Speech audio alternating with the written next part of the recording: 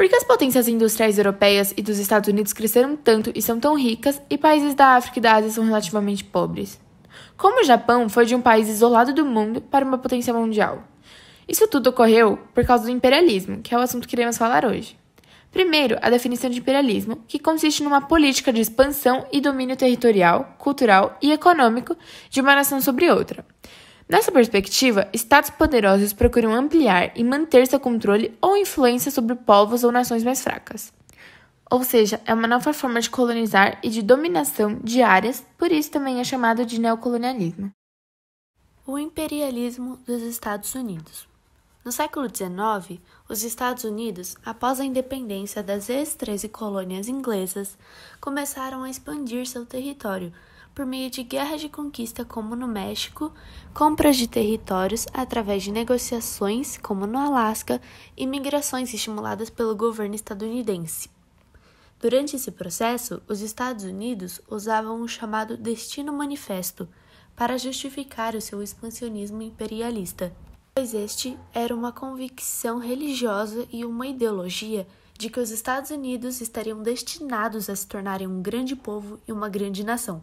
Portanto, poderiam simplesmente invadir e massacrar povos indígenas, por exemplo. Em meio ao expansionismo, foi aumentando os desentendimentos entre os estados do Norte e os estados do Sul.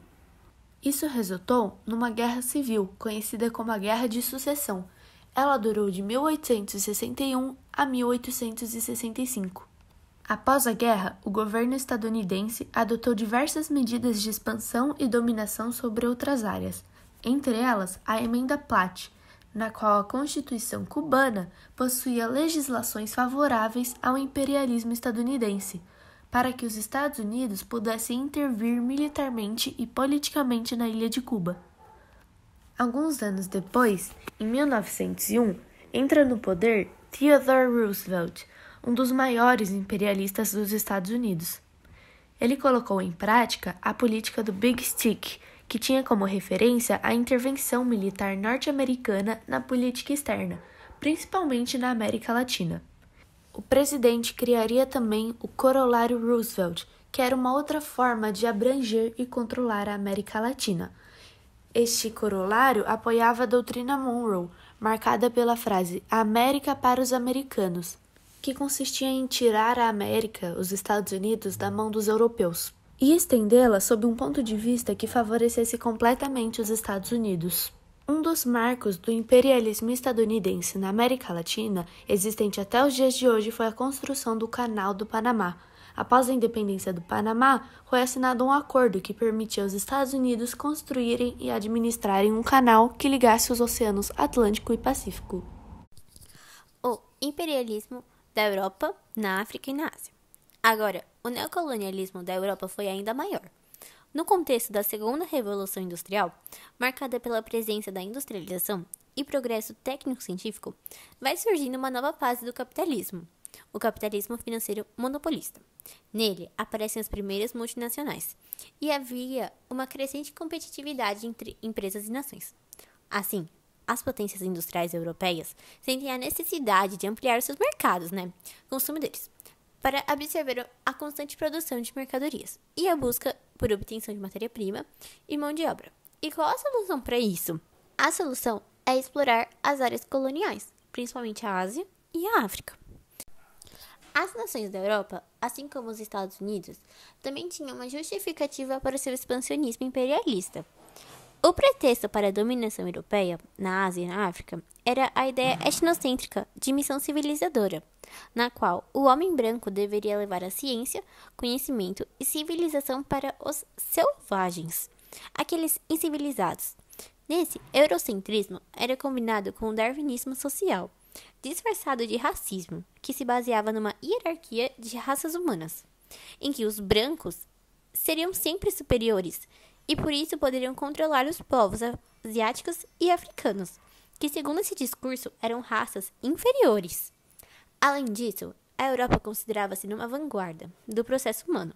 Portanto, o progresso e desenvolvimento industrial e científico europeu, ele não podia parar, ele tinha que sempre prosseguir. Com isso, As tensões entre as principais potências europeias sobre a ocupação do continente africano foram se acirrando.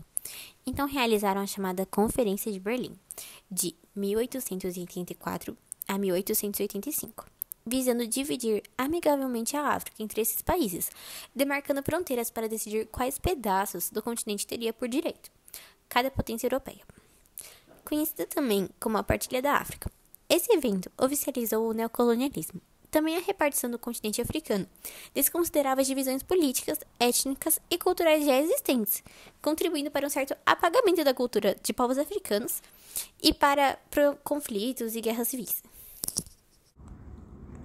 O interesse da Inglaterra no comércio ilegal de ópio na China marcou o início do imperialismo na Ásia. Podemos dizer, o governo chinês proibiu a venda do ópio em seu território e destruiu o carregamento da droga comercializada pelos ingleses, que reagiram diante da situação e impuseram sua dominação imperialista, resultando na Guerra do Ópio. Entre China e Inglaterra, de 1839 a 1842. Com a vitória inglesa, os chineses foram obrigados a aceitar as condições do Tratado de Nanquim, no qual Hong Kong se tornaria um território de dominação colonial direta da Inglaterra.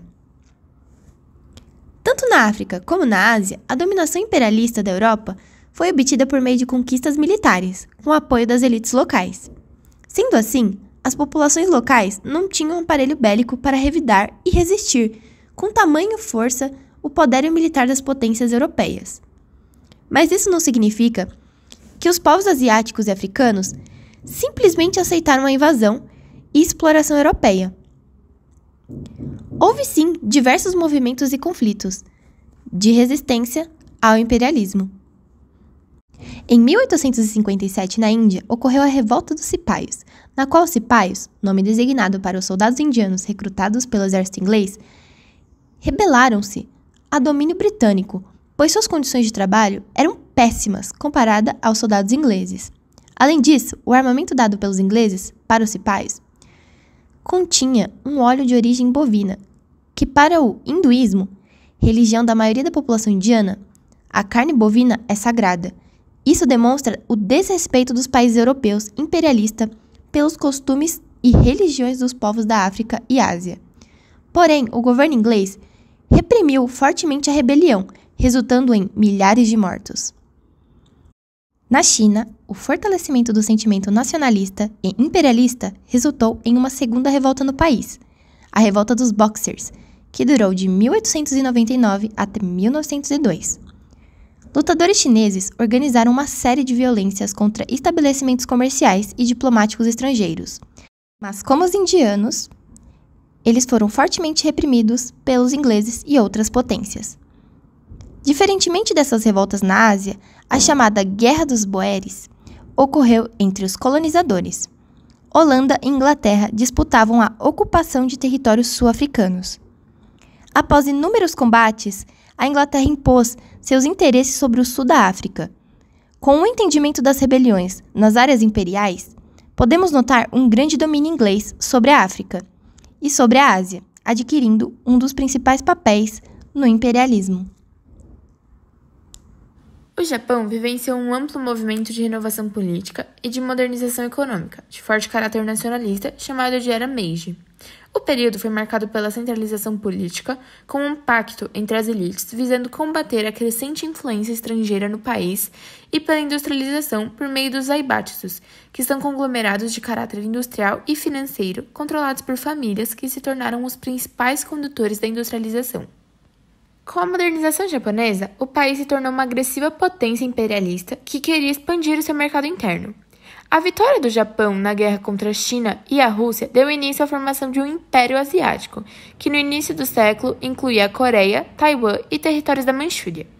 Essas vitórias fizeram com que o Japão fosse reconhecido como uma verdadeira potência internacional. Portanto, nesse vídeo, vimos o imperialismo dos Estados Unidos por meio do Destino Manifesto, Emenda Platt, Big Stick e Corolário Roosevelt. Vimos também o imperialismo da Europa na África e na Ásia, decorrente do capitalismo financeiro monopolista, em busca de novos mercados consumidores, matérias-primas e mão de obra, usando como justificativa a missão civilizadora para sua exploração. Vimos também a partilha da África, as revoltas de resistência ao imperialismo e o processo de modernização do Japão, levando a uma grande potência industrial imperialista.